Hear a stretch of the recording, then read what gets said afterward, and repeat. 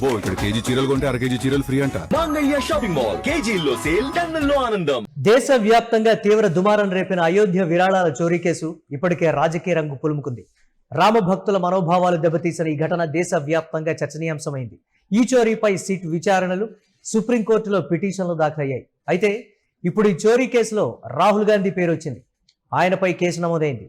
సాధు సమాజం ఆయనపై మండిపడుతోంది. అదేంటి, రాహుల్ గాంధీకి ఈ అయోధ్య చోరీ కేసుకు లింక్ ఏంటి అని అనుకుంటున్నారా? కానీ రాహుల్కు ఈ కేసుకు సంబంధమే లేదు. పార్లమెంటు ముందు చేసిన ఓ స్కిట్ వివాదంగా మారడంతో రాహుల్ పేరు అందులోకి వచ్చింది. ఇంతకు ఏంటి ఆ స్కిట్, ఒకసారి చూద్దాం.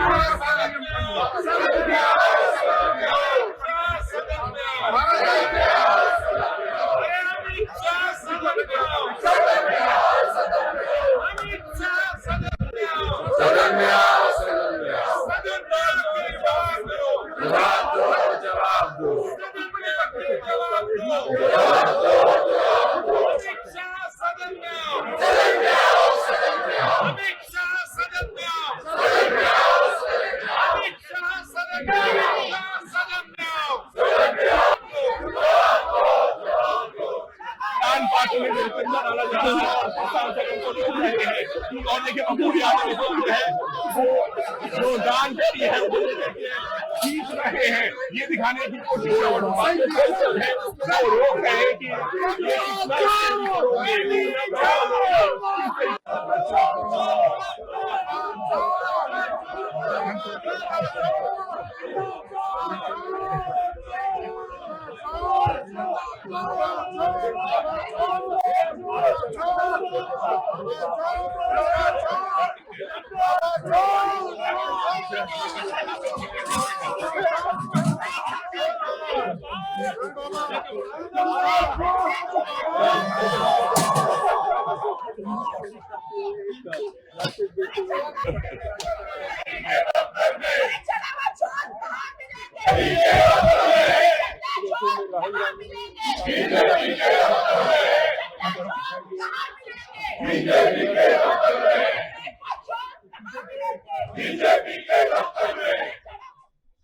అయోధ్య శ్రీరామ్ జన్మభూమి ఆలయం లక్షలాది భక్తుల హృదయాల్లో నిండినటువంటి ఒక భక్తి, విశ్వాసం, ఆశయాల కేంద్రం అనే చెప్పాలి. 2024 జనవరిలో ప్రాణప్రతిష్ఠ జరిగినప్పటి నుంచి లక్షల మంది భక్తులు రోజు వచ్చి తమ హృదయంలోని భక్తిని నగదు రూపంలో, బంగారు ఆభరణాల రూపంలో, విలువైన వస్తువుల రూపంలో సమర్పిస్తూ వస్తున్నారు. ఆ విరాళాలన్నీ శ్రీరామ జన్మభూమి తీర్థక్షేత్ర ట్రస్ట్ ఖాతాలోకి వెళ్లాల్సిందే. కానీ 2026 జూన్లో ఒక షాకింగ్ నిజం బయటపడింది. ఆ భక్తుల విరాళాల్లో కొంత భాగం పక్కదారి పట్టింది. ఇది కేవలం ఒక చోరీ కాదు, విశ్వాసానికి ద్రోహం చేసినటువంటి ఒక వ్యధ కింద కూడా చెప్తున్నారు. ప్రతిరోజు భక్తులు హుండీల్లో వేసినటువంటి నగదు, బంగారం, విలువైన వస్తువులు ఆ గదిలోకి వస్తాయి. అక్కడ బ్యాంక్ అవుట్సోర్స్ చేసినటువంటి సిబ్బంది, కాంట్రాక్ట్ ఉద్యోగులు కలిసి లెక్కించి బ్యాంకు ఖాతాల్లో జమ చేయాలి. కానీ కొందరు లోపలి వ్యక్తులు ఆ వ్యవస్థనే తమ స్వార్థానికి ఉపయోగించుకున్నారు. సిట్ దర్యాప్తులో బయటపడినటువంటి సీసీటీవీ ఫుటేజ్ ఒక సినిమా సీన్లా ఉంది. లెక్కింపు గదిలో కొందరు సిబ్బంది నోట్ల కట్టాలను తమ బట్టల్లో, పాకెట్లలో, బూట్లలో దాచుకుంటున్నారు. కొందరు సహాయం చేస్తున్నారు, మరికొందరు కవర్ చేస్తున్నారు. అలాగే 45 రోజుల ఫుటేజ్లో సుమారు 70 సార్లు ఇలాంటి సంఘటనలు నమోదయ్యాయి. ప్రతిరోజు 6 నుంచి 8 లక్షల రూపాయల వరకు పక్కదారి పట్టినట్లుగా అంచనా.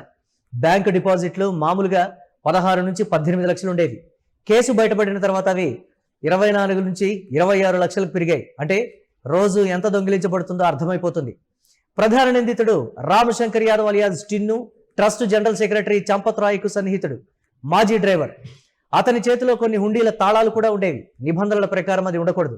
అతని మేనల్లుడు మనీష్ యాదవ్ను లెక్కింపు యూనిట్లోకి తీసుకొచ్చాడు. అవినాష్ శుక్లా ప్రధానంగా దొంగతనాల్లో పాల్గొన్నట్లుగా సీసీటీవీలో కూడా కనిపించాడు. ఈ నేపథ్యంలో దీన్ని యాజ్ ఇట్ ఈజ్ గా కూడా ఒక స్కిట్ రూపంలో రాహుల్ గాంధీ పార్లమెంట్ ముందు దీన్ని ప్రదర్శించడం కూడా జరిగింది. ఈ నేపథ్యంలో సాధు సమాజం హత్తయింది. దానికి సంబంధించి కేసు పెట్టడం కావచ్చు, ఈ అంశంలో అతని మీద కూడా తమ మనోభావాల్ని దెబ్బతీశారు అనేటువంటి కోణంలో కేసు అయితే పెట్టించడం కూడా జరిగింది. దీనికి సంబంధించి కాంగ్రెస్ నేతలు కూడా ఘాటుగానే స్పందిస్తూ ఉన్నారు.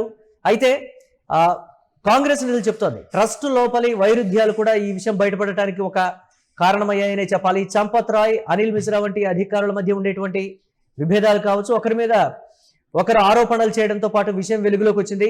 ఆరోపణలు వచ్చిన వెంటనే చంపత్ రాయ్, అనిల్ మిశ్రా నైతిక కారణాలతో రాజీనామా కూడా చేశారు. అయితే పర్టికులర్ గా యూపీ ప్రభుత్వం ట్రస్ట్ అభ్యర్థన మేరకు జూన్ 11న ప్రత్యేక దర్యాప్తు బృందం సిట్ ని ఏర్పాటు చేసింది. ప్రాథమిక నివేదిక ఆధారంగా జూన్ 25న ఎఫ్ఐఆర్ నమోదైంది. 8 మందిని అరెస్టు చేశారు. కోర్టు వారికి జ్యుడిషియల్ కస్టడీ కూడా విధించింది.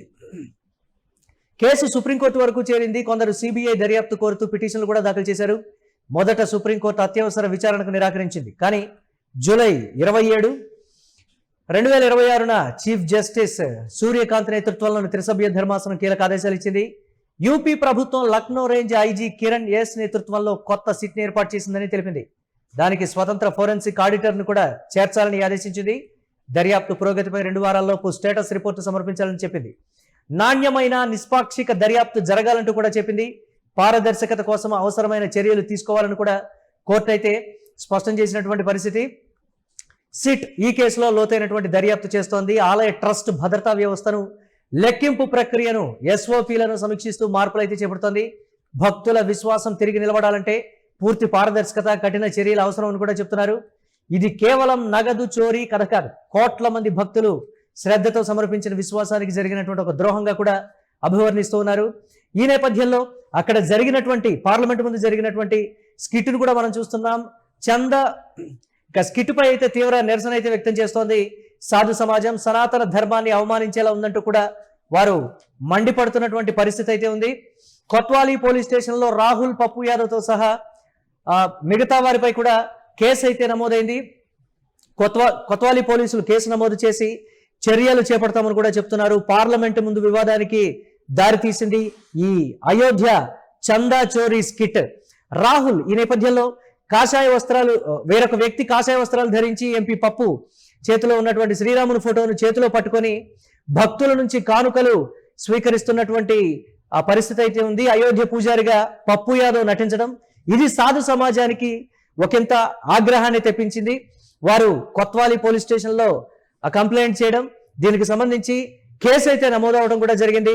కానీ దేశవ్యాప్తంగా రాహుల్ గాంధీ చేసినటువంటి పనికి సంబంధించి విమర్శలు వెల్లువెత్తుతున్న వేళ ఈ చోరీ కేసుకు సంబంధించి ఆలయంలో ఈ స్థాయిలో చోరీ జరిగింది. ఈ విషయాన్ని కాంగ్రెస్ పార్టీ దేశవ్యాప్తంగా విస్తృతం చేసింది. దేశ ప్రజలందరికీ కూడా అయోధ్యలో అసలు ఏం జరుగుతుందో రాహుల్ గాంధీ తెలిసేలా చేశారంటూ కూడా చెప్తున్నప్పటికీ సాధు సమాజం ఏమాత్రం ఒప్పుకోవడం లేదు.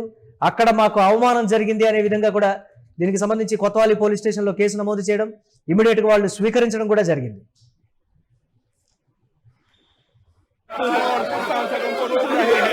और देखिए पप्पू यादव इस वक्त जो है वो जो दान देती है वो खींच रहे हैं, ये दिखाने की कोशिश